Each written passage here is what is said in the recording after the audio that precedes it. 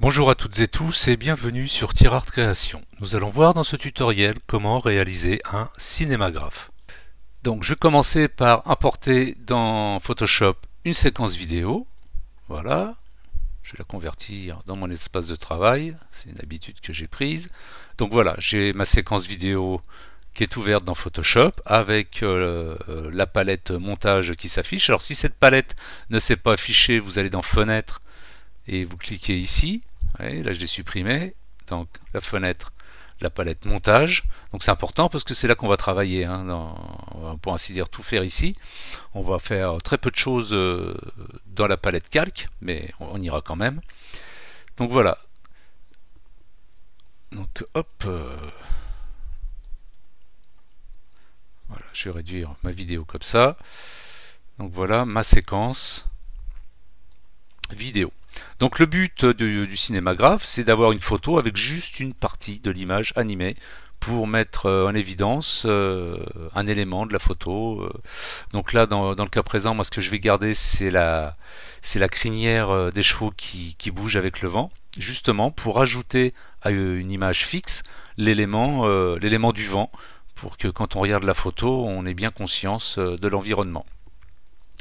Donc le but dans cette séquence, quand vous importez une vidéo, enfin un bout de vidéo, n'importez pas non plus une vidéo de 2 heures, hein, sinon la carte graphique je crois qu'elle va pas trop bien apprécier, c'est de trouver une partie de la séquence sur laquelle on va travailler. Alors avant, je m'aperçois que la caméra bouge pas mal.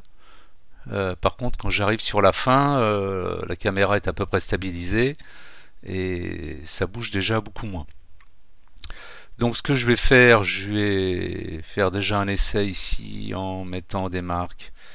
Voilà, je vais essayer comme ça, voir ce que ça donne. Donc pour lire en boucle, dans l'engrenage, vous cochez lire en boucle. Voilà, ça vous permet tout le temps de lire en boucle et de voir comment avance notre futur GIF animé.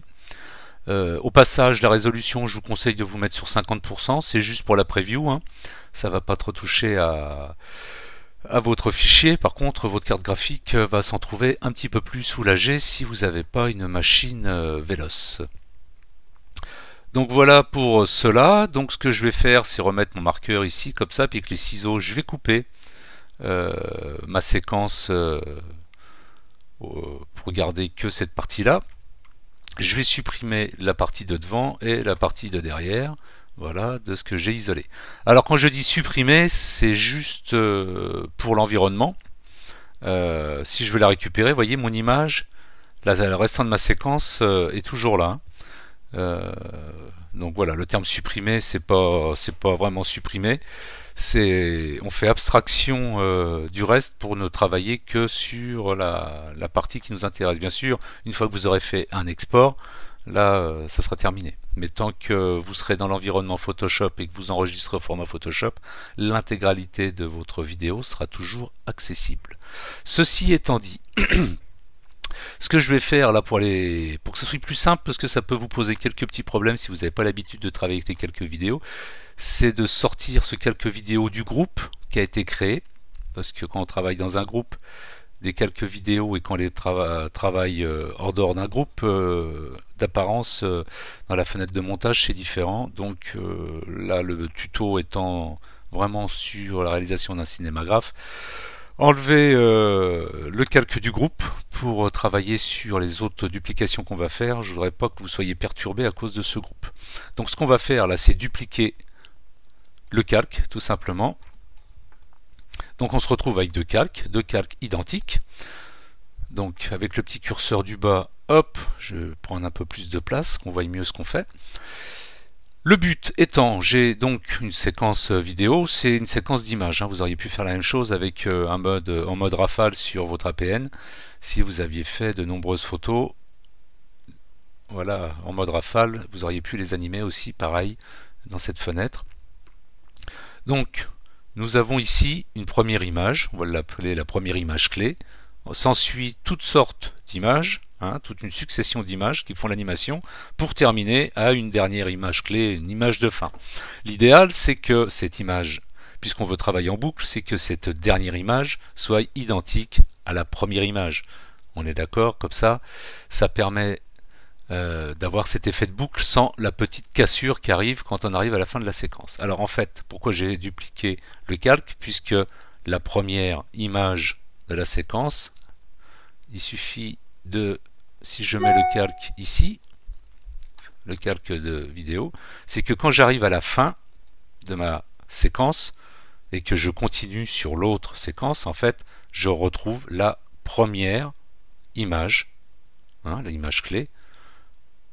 Et ce qu'il va falloir se débarrasser, c'est de la dernière image. Et ce qu'il va falloir faire, c'est ici, il va falloir faire un fondu, une transition. Donc comme je vous l'ai expliqué tout à l'heure, on a réduit notre vidéo, du moins la partie visible sur laquelle on veut travailler, mais elle existe toujours.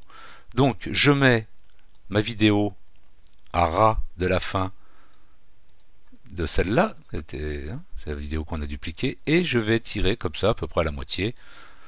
Je vais réétendre ma vidéo. Voilà, je vais ramener le restant ici au niveau de l'autre vidéo, comme ça on garde le même nombre d'images. Et ce que je vais faire maintenant à partir d'ici, c'est que je vais masquer la vidéo du dessus, le calque, enfin quand je dis la vidéo, c'est toujours la même vidéo, mais donc je vais faire une transition, je vais masquer la fin pour qu'en fait on arrive tout doucement à lire cette vidéo qui va être en fait les images clés d'avant, enfin ce qui vont être les images qui vont précéder l'image clé qui était ici. J'espère que c'est clair, c'est cette image d'inversion et d'avoir retravaillé sur la première image, mais c'est ce qui va nous permettre de faire justement la transition. Donc je vais ouvrir les options du calque ici en cliquant sur le triangle. On va travailler sur l'opacité. D'accord, donc je vais cliquer sur le chronomètre de l'opacité pour mettre une première clé. Donc on travaille bien sur le calque du haut, pas celui-là, c'est sur celui-là. Donc je vais travailler sur l'opacité. Donc ici, vous voyez l'opacité elle est là, donc 100%. Ensuite, je vais aller à la fin de ma séquence et je vais remettre une clé. Je vais recliquer ici sur le petit losange pour ajouter une clé. La clé est jaune, donc elle est active. Donc là, je peux baisser l'opacité à 0. Et donc maintenant, je vais avoir une transition entre ici et ici de 100% à 0% de ma vidéo qui va faire tout doucement apparaître celle-là. Et hop, après on va boucler. On va tout de suite faire un essai en lançant la lecture. Voir comment ça se passe. Et on s'aperçoit que c'est quand même pas mal. Alors j'ai peut-être une transition un peu grande. Ce que je vais faire, c'est réduire ici. Je prends le losange, je l'aligne ici. Pour avoir une transition peut-être plus courte, qu'on voie moins cet effet de transition. Et voilà, et tout ça me paraît très bien. Impeccable. Donc je vais fermer les options, parce que j'ai pas beaucoup de place. Donc je prends mon calque, je le duplique une seconde fois. Hop, dupliquer le calque, ça fera la troisième copie. Donc il se retrouve au-dessus. Cette fois par contre dans les positions, je vais cliquer ici sur le chronomètre. OK, pour enlever les options d'opacité. Là j'en ai pas besoin car ce calque va me servir à faire la photo. Donc pareil, de la même manière, je me déplace sur mon image pour déterminer l'image fixe, la photo, là on travaille sur la photo qu'on va garder. Donc là dans mon cas présent, j'ai un premier plan qui bouge beaucoup, à un moment donné ça passe sur l'œil du cheval au premier plan, donc le but c'est peut-être quand même pas d'atrophier notre cheval, donc je vais peut-être me mettre ici, comme ça, ou là. Voilà, essayer de trouver ce qui est le plus intéressant. Voilà, je vais me mettre comme ça. J'ai un avantage, c'est que la végétation du premier plan est courbée. Ici, là, ça dégage bien mon cheval. Et à partir de ce moment-là, une fois que j'ai déterminé, c'est comme une image clé, je fais un clic droit sur ce calque et je pixelise mon calque. Donc j'ai maintenant une photo. Par contre, j'ai dû faire une bêtise parce que j'ai toujours un petit problème d'opacité. Voilà. J'avais dû, quand j'ai fait les essais, j'étais pas revenu à 100% pour vous montrer. Donc voilà, là, vous voyez, j'ai bien une image. Donc maintenant, ça c'est l'image qui va rester. Je vais rajouter un masque sur cette image. Alors, ce que je vais faire, c'est descendre un peu tout ça, travailler en plus gros. Et j'ai plus qu'à peindre, donc sur ce masque, avec une brosse. Voilà, je vais prendre une brosse douce. Je vais prendre le noir, image, je vais faire un essai. Déjà, je vais peindre ici, sur la crinière. Donc là, bien sûr, on voit pas ce que je fais. Si j'affiche le masque, voilà, hein, on voit bien ce qui se passe. Et je vais lancer l'animation. Voilà, donc j'ai déjà dégagé une partie de la crinière. Donc vous arrêtez avec la barre d'espace l'animation pour continuer de peindre, de venir déterminer comme ça. Alors je le fais au pinceau, vous pouvez le faire au lasso, hein.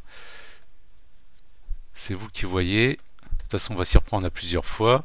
Au début, je vais peindre largement, et puis tout ce qui va apparaître, qui ne devrait pas apparaître, on va l'enlever. Donc là, on voit bien ici que j'ai des brindilles qui apparaissent sur la crinière. Hop, donc je fais stop. J'inverse la couleur de premier plan. Hop, je vais repeindre ici, parce que ça, faut pas que ça apparaisse. Je relance mon animation.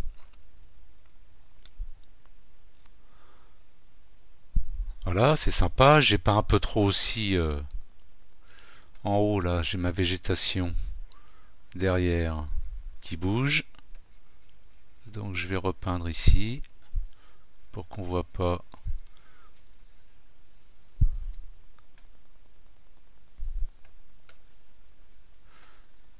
Voilà, travailler directement sur le masque. Voilà, comme ceci. Alors par contre, j'ai des poils hirsutes sur mon image qui sont figés. Alors ça, c'est pas cool.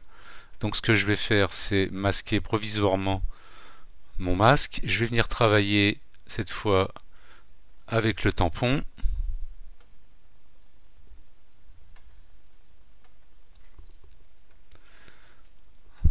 Comme ça. Et je vais venir sur mon image effacer les petites choses qui du coup contraignent mon animation. Voilà, sur l'image que j'ai faite. Voilà, je vais venir enlever comme ça.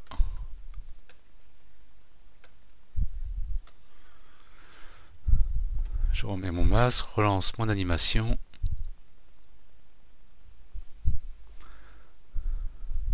Je reprends ma brosse. Hop là, je me remets sur mon masque. Faites pas la même erreur que moi.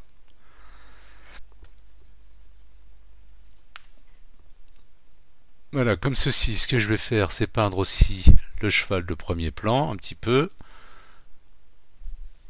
Alors pas trop, parce que du coup, j'ai les brindilles. Donc voilà, ça se fait en plusieurs fois, hein.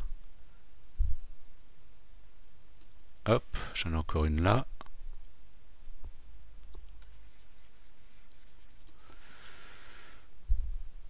Voilà, comme ceci. Maintenant que notre animation est terminée, pourquoi ne pas faire un petit ajustement colorimétrique, histoire de lui donner un petit cachet. Donc nous allons rajouter un calque de réglage au-dessus de nos calques, car les calques vidéo peuvent, de la même manière qu'un calque ordinaire, recevoir des corrections colorimétriques. On va rajouter une petite balance des couleurs, histoire de donner un petit côté vintage à notre animation. Voilà, ça donne tout de suite une allure un peu plus sympa à notre image. Je vais dans Fichier, donc enregistrer pour le web. Je ne sais pas sur quelle version vous êtes, sinon c'est Exportation sur CC 2015. Hein, enregistrer pour le web hérité, sinon avant vous l'auriez trouvé ici, enregistrer pour le web. Donc une fois dans cette fenêtre d'exportation, nous allons choisir, alors voilà, ça c'est l'original, en dessous j'ai mon GIF. Donc là ce que je vais faire c'est du GIF, on est d'accord. Par contre les couleurs, je vais prendre 256 couleurs. Alors ça rame un petit peu, ce que je vais déjà faire c'est redimensionner mon image telle que je veux l'exporter. J'ai pas envie qu'elle soit aussi énorme. Donc ce que je vais faire c'est, je vais faire une image de 850 de large. Donc je disais GIF 256 couleurs, sélective, oui on va laisser ça sur sélective, centramage, là par contre on va se mettre en diffusion. Alors par contre ce que je vais faire c'est peut-être rezoomer un peu quand même, qu'on voit un peu la qualité de ce qu'on est en train de faire. Voilà, la transparence je la laisse cocher, ça me permet, si vous voyez, quand je la décoche, vous regardez le poids de mon image est multiplié par 2, donc je laisse ça. Le tramage, on peut peut-être mettre 100%. Voilà, ça va nous permettre d'être beaucoup plus fin, surtout sur l'arrière-plan. Le restant, eh ben, écoutez, il n'y a pas grand-chose. Donc ce que je veux faire avant d'exporter, pour être sûr, je clique sur en bas de la fenêtre sur aperçu. Ça va m'ouvrir l'image dans mon explorateur. Donc hop, je vois l'animation qui s'arrête. Hop, ça me permet de me rappeler que j'ai oublié de cocher option de boucle une fois, toujours, tout simplement. Voilà, donc toujours. Je recommence, aperçu. Donc voilà, je vois mon image. Donc je vois la taille réelle de mon image telle qu'à ça, elle sera dans l'explorateur. Et puis bah voilà, je suis content de moi. J'ai plus qu'à maintenant faire enregistrer. Voilà, et puis bah, je vais l'appeler tout simplement Cinémagraphe Wheezy. Et j'enregistre. Et voilà, c'est terminé pour ce tutoriel sur le cinémagraphe. Alors bien sûr, c'était un peu plus long que les autres tutos, mais c'était difficile de faire plus court. Voilà, j'espère que vous allez vous amuser avec cette technique et faire vous-même de beaux cinémagraphes. Et je vous dis à bientôt sur Tirart Création. Bye!